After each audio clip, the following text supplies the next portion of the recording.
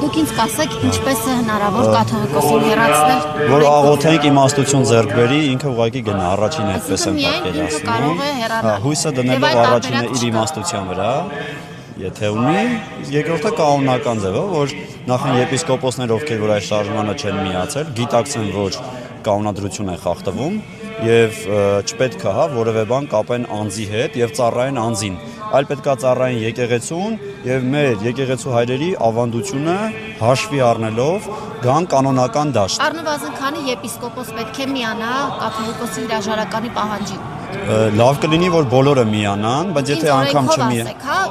Տեր հայրիկ, չէ՞։ Տեր հայրը ասաց, որ 7 եպիսկոպոս արդեն Դե մենք արդեն 10 ունենք, ինձ թվում է, որ պատրաստ է։ 3-ն էլ ավել։ Իսկ իրենք չեն կարող դա կազմակերպել եկեղեցու տարածքից դուրս։ Պարտադիր պետք է իրեն, այսինքն եկեղեցու տարածքից դուրս հասկացողություն չկա, սիրելի։ Նկատի ունեմ հիմա ամբողջ աշխարհը Քրիստոսի եկեղեցին է։ Լավ, պահանջում են 10 եպիսկոպոսները։ Լավ, պահանջեք, հետո Հետո կերևա։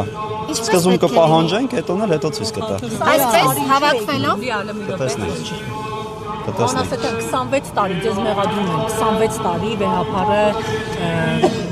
մայրաթորում է, ղեկավարում է, ինչու էիք լվում։ Ձեր հարցին չեմ պատասխանում։ Ինչու։ Ներողություն, ես ցեզ պատասխանեմ։ 26 տարի է, խնդրեմ, հրամեցեք։